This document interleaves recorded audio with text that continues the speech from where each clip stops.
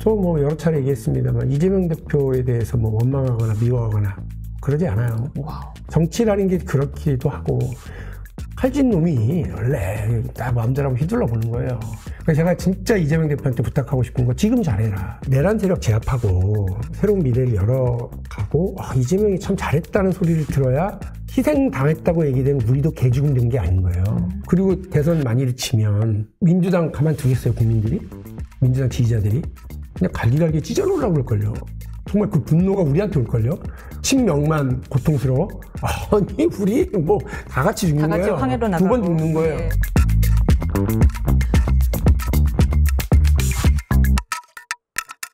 민주당 지금 잘못 쓰는 정책 그거 외에 대표적으로 꼽은다면 뭘 꼽으실 거예요? 지금? 네, 현재. 추일의 소속이시잖아요. 뭔가 지금 이거는 문제 있다. 지금 민주당 이렇게 가면 안 된다. 아니, 저는 민주당이 힘자랑하는 거.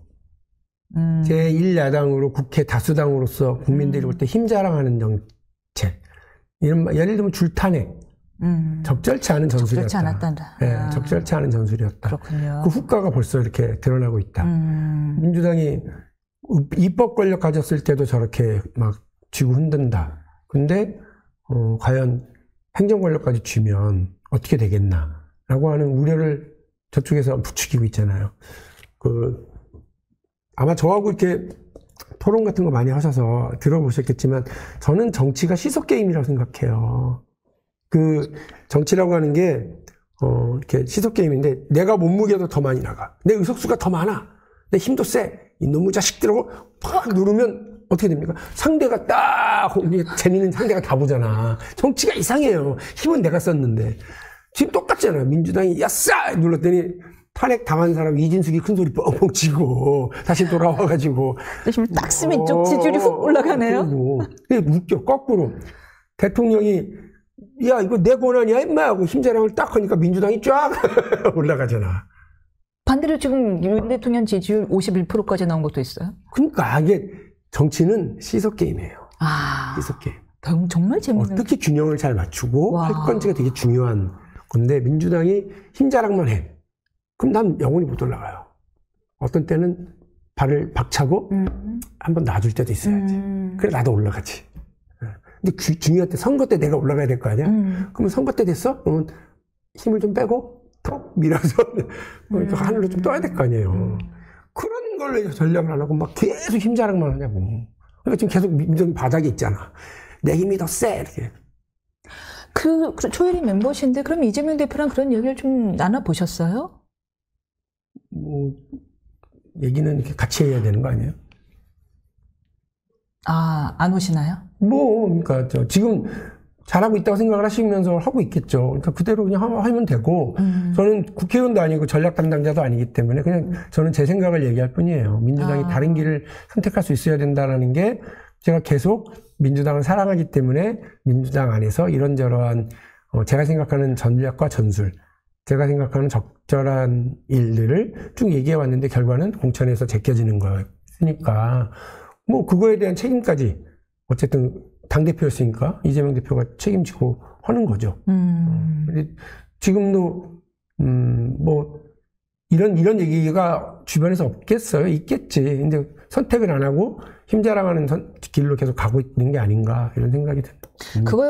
그 선택을 어떻게 보세요? 지금 재판에 이재명 대표가 임하는 태도요.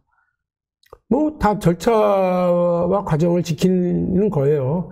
윤석열이 헌재에서 혹은 뭐 형사재판 과정에서 이런 적부심도 저런 적부심도 처음 들어보는 체포 뭐 이게 적절한지도 확인해보겠다고 하는 이런 것도 다 하잖아요. 그거 다 지켜주고 네 권한이야? 오케이 심사해서 기각 가는 거잖아요.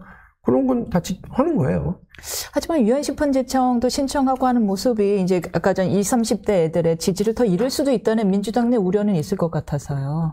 그러니까 너무 속이 보이니까. 자기의 권한이라고 다 쓰느냐. 그 절제를 하는 게 엄청 큰 용기예요. 그게 진짜 중요해요. 권한이라고 다 쓸 것이냐. 네. 권한이라고 다 썼다가 윤석열 이제 폭망한 거고요. 맞습니다. 권한이라고 다 썼다가 우리는 어쨌든 갑자기 우리가 더 어려워지는 국면까지 온 거예요. 그래서 저는 자기의 권한이라고, 그러니까 일반 시민이면 자기의 권한은 다 쓸 수 있죠. 사법부에서도 다 그걸 용인해주고 있고. 그러나 적절한 전략이었는지는 변호인단이 알아서 판단하겠죠.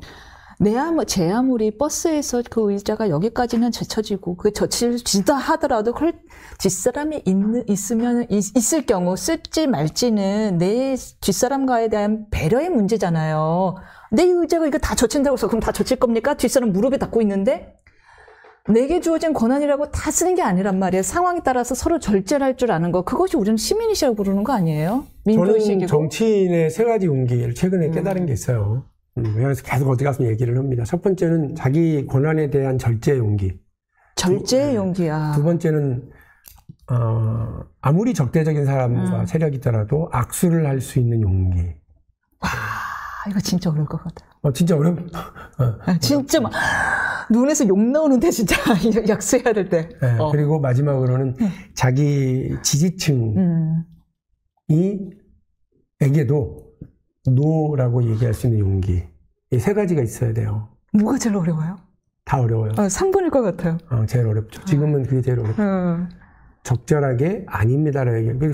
그때마다 예를 드는 사례들이 있어요. 예. 그러니까 절제 용기는 방금 말씀드린 것처럼 대한민국에서 지금 정확하게 보여지고 있다. 그리고 상대에게 손 내밀 용기는 김대중이 보여준 거예요. 대단하죠?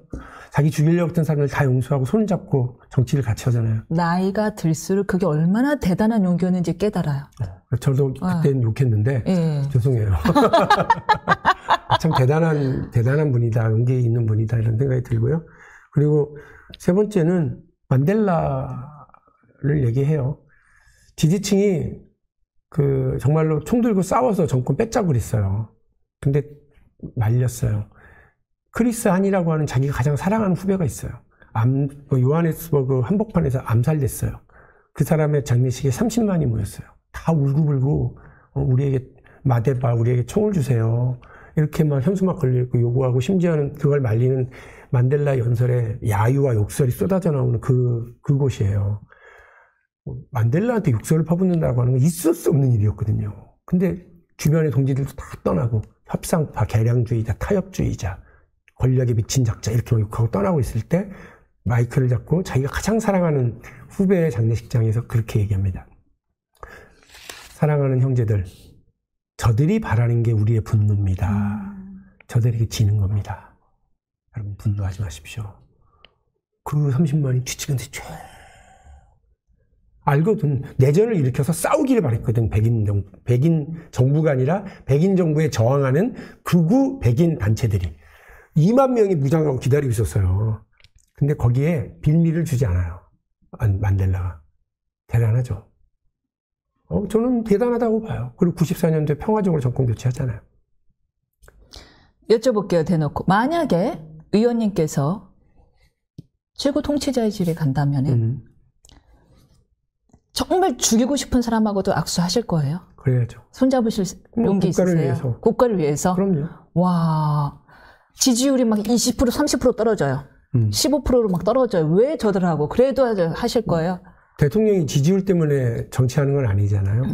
미래를 위해서 필요하면 그렇게 하는 게 맞다고 봐요. 김대중을 존경한다고 하는 게 말로만 해서는 안 될 일이라고 생각합니다. 그분의 반만이라도 따라가려면 그래야죠. 제가 아는 박용진 의원은 하실 분이에요. 왜냐하면 물러서져서? 긍정적이셔서. 기본적으로 긍정적이셔서 괜찮아. 괜찮을까? 이해해 줄 거야. 그럼요. 아니 전 노무현 대통령, 김대중 대통령 두 분 다 집권하고 있을 때는 욕도 많이 먹고 힘들어요. 본인도 힘들어도 했잖아요. 노무현 대통령은 참 재밌는 분인 게 사석에서 그렇게 욕도 많이 하고 저 나쁜 자식들 막 이러면서도 나중에 우리 연정도 합시다. 같이 권력도 시험합시다. 나쁜 자식이 욕은 아닌데 솔직히 더 심한 욕 많이 했죠. 몰라요. 제가 직접 듣진 않았어요. 그러니까 얘기 들어보니까 그렇더라고요. 근데 그럼에도 불구하고 정치인이 그러는 거야. 저도 꼴보기 싫은 정치인이 없겠어요. 민주당 안에도 있을 수 있고 바깥에도 있을 수 있지. 입을 뒤집어 쓰고는 왜 욕해도 밖에 나와서는 박용진을 바라보는 사람들이 저 사람과 손잡고 하는 거, 그 신호가 뭔지 알 거거든요. 야, 너 손절이야. 너 진짜 그런 놈하고도 손잡아? 간다. 빠이빠이. 이렇게 얘기하면 할 말 없죠. 그러나 이해해 주실 거라고 봐요. 언젠가는. 그게 더 나은 정치에 더 나은 대한민국을 위해서 필요한 일이니까. 네. 우리 대한민국의 뭐 피크는 아직 오지 않았습니다. 그 말로만 한다고 돼요? 김대중 대통령이 그 나라 망한 줄 알았던 IMF를 극복하고 IMF 조기 졸업하고서 이렇게 막 나갈 수 있었던 데에는 그분도 임기 짧았어요. 거기에 에너지 집중하기 위해서 국민 역량 최대한으로 모아야 되니까. 글쎄요, 박정희를 진짜 용서했을까? 모르겠어요. 근데 정치인에게 죽은 박정희 대신 살아있는 그 딸을, 그 아버지는 훌륭했던 분이다. 네 아버지하고 나는 애증의 관계다. 이렇게 얘기해주고, 그와 화해하는 제스처를 만들어주잖아요. 심지어는 자기를 진짜 죽이려고 그랬던 전두환 노태우 사면에도 동의해주잖아요. 그러면서 어쨌든 갈등의 국면을, 정치에서의 갈등을 최소화시키고, 미래로 국가 의제 갖고 싸우고 초고속 인터넷 고속도로 깔자. 애들 게임하라고 그러냐. 야, 좀 그러지 말고 같이 얘기 좀 해보자. 이렇게 해갔던 거 아니에요. 대단한 일이라고 봐요. 지금 생각해보면. 어떻게 그런 그릇이 있을 수 있죠? 모르겠어요. 저도 지금 저한테 해코지했던 사람들 생각해보면 정말 그럴 수 있겠어요. 자다가도 그러는데 하는 신용은 할 수 있을 것 같아. 하는 신용은 할 수 있을 것 같아. 깨물고, 그죠? 혀를 또 깨물면 안 되지. 아이고, 죄송합니다. 하나 좀 조심히 쓰시고. 네.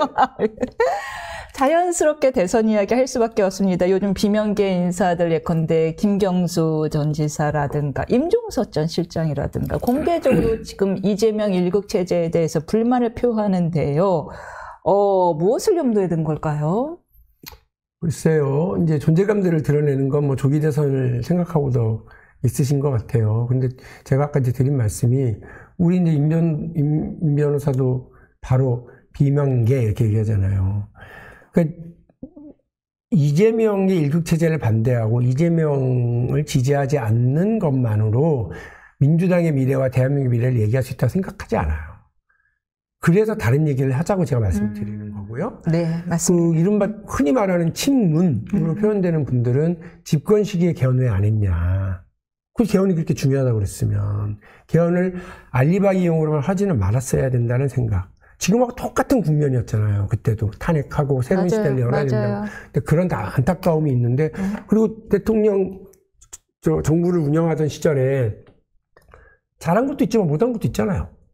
잘한 건 자랑하고 못한 건 반성하고 그렇게 해야죠. 부동산 정책에 대해서 과오가 있었다, 잘못했다, 실수였다, 실패했다 이렇게 인정해야죠. 그것 때문에 대선에 악영향이 있었다, 미안하다. 사실 결정적이었어요.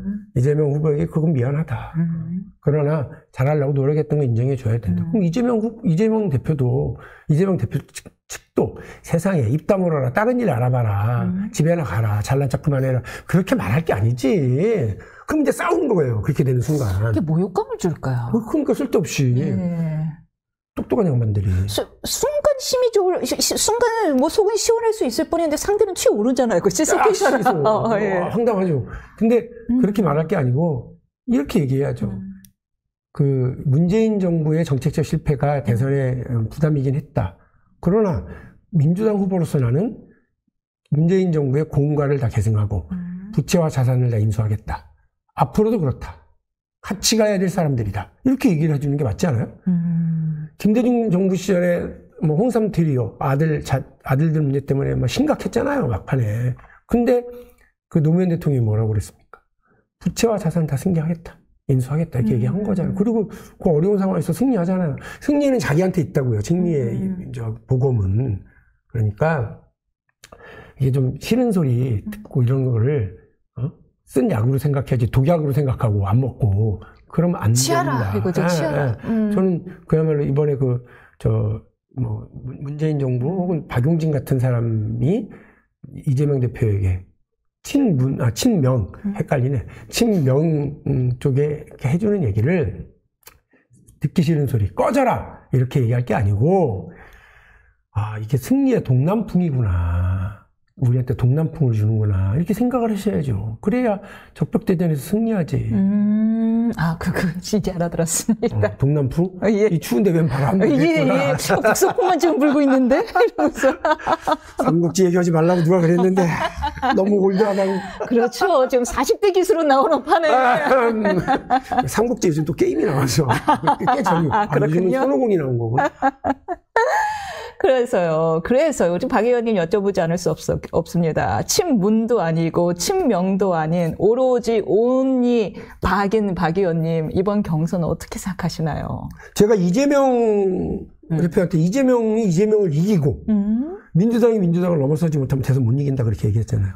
저한테도 숙제가 많아요. 박용진은 박용진을 넘어서야죠. 박용진한테 제일 큰 단점이 모든 사람들이 얘기해요. 제가 똑똑한데 혼자야 뭐 이런다든지 쟤는 세력이 없어. 쟤는 진보정당에서 와가지고 사람이 품이 좀 작은 것 같아. 뭐 이런 얘기들. 그런 얘기들이 사실이든 아니든 간에 그걸 극복하고 다른 모습을 보여주는 게 제가 할 수 있는 일이라고 저는 생각하거든요. 그걸 갖춰야 제가 제대로 된 자격을 갖췄을 거라고 보고요. 저는 박용진이 그 어떤 세력을 갖추고 뜻을 함께하는 친구들이 생기고 이런 것들을 보여줘야 된다고 봐요. 없는 게 아니라 드러나지는 않고 있는 건데 보여줘야죠. 그런 과정을 잘 만들 수 있을지가 제가 다음 도전을 언제 할 거냐, 어떤 방식으로 할 거냐를 결정하게 될 거예요. 그래서 고민을 많이 하고 있고 그 때가 왔는데 우왕좌왕하다가 윤석열처럼 다 같이 망하는 방식으로 가거나 준비 안 돼 갖고 나라를 살릴 기회, 나라를 망하게 하는 방식이 아니라 준비 잘해서 공부 많이 하고 또 훌륭한 사람들과 연계 많이 맺고 해가지고 박용진이면 믿을 수 있다. 박용진 혼자도 믿을 수 있지만 박용진과 함께하는 저 많은 사람들을 내가 동의한다. 박용진 팀. 그렇죠. 그 팀을 만드는데 되게 중요하다고 보고 지금 그 일을 열심히 하고 있어요. 그래서 그 팀은 이번 조기 대선이 있을 텐데 그 조기 대선에 꾸려집니까? 안 꾸려집니까? 의견이 분분하더라고요. 아, 그렇습니까? 예, 그러니까 아직 그걸 결정했다고 말씀드리기는 어렵고요. 알겠습니다. 참 대단하신 게 사실은 분명히 얘기 많이 들으셨을 거예요. 지난 총선 때 정말 난타를 당하셨잖아요. 난타를 당하셨을 때 나가라 라는 얘기도 있었을 텐데. 지금도 많이 들어요. 아까 인용한 그런 글들만 써도 예. 수박이 다시 기어 나오네. 바퀴벌레와 수박은 똑같은 존재니? 근데 그런 얘기를 아니, 내 지지자들 통해서도, 나가십시오. 왜 이 꼴을 당하십니까? 그리고 박용진 지지자들도 차라리 나가자. 근데. 그럼에도 불구하고 민주당에 대한 애정이 깊으시잖아요. 책임져야죠. 책임 있게 행동해야 된다고 생각하고, 저 여러 차례 얘기했습니다만, 이재명 대표에 대해서 원망하거나 미워하거나, 그러지 않아요. 와우. 정치라는 게 그렇기도 하고, 칼진 놈이 원래 다 마음대로 한번 휘둘러 보는 거예요. 그래서 제가 진짜 이재명 대표한테 부탁하고 싶은 거 지금 잘해라.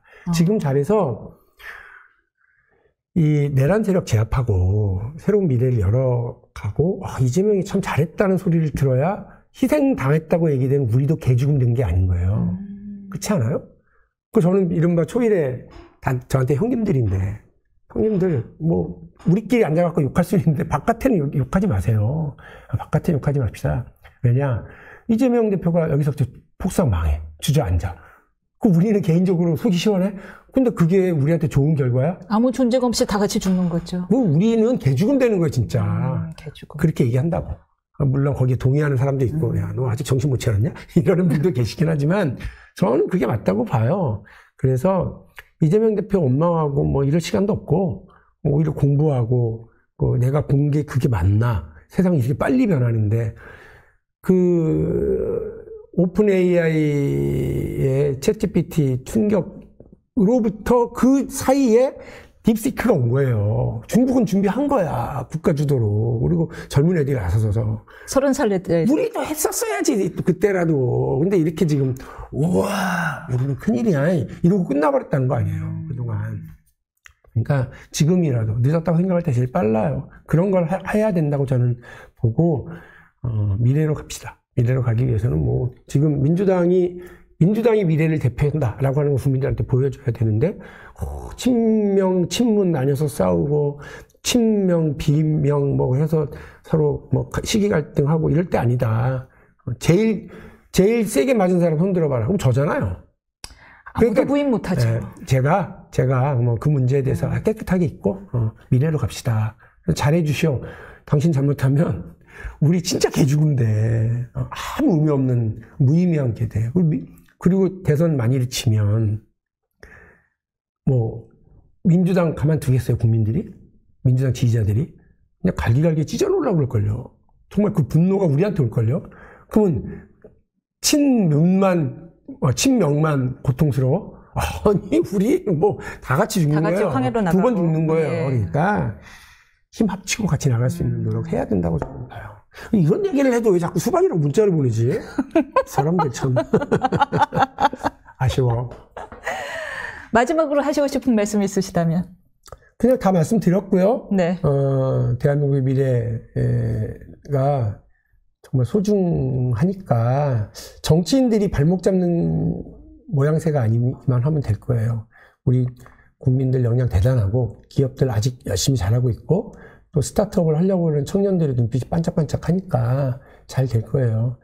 그래서 대한민국이 뭐 선진국 문턱이라고 하지만 이미 선진국이에요. 근데 정말 자칫 잘못하면 금방 30위권 밖으로 그렇죠. 밀려날 거예요. 그래서 지금 이 순간에 조기 대선이 벌어지게 된다고 하면 오히려 우리한테 또 다른 기회를 만들어 줄 테니까 거기에 정말 잘 준비된 미래를 가지고 민주당이 나갈 수 있도록 저도 노력을 하고 힘을 보태도록 하겠습니다. 박용진이 같이 이야기하고 만들어 나갈 미래에 동참해 주시고 관심 많이 가져주시고 박용진 TV에도 이거 무슨 얘기를 하나 얘가 유튜브 박용진 TV에도 와서 이렇게 좀 보시고 부탁드릴게요. 제가 매주 거기에서 얘기를 하고 있습니다.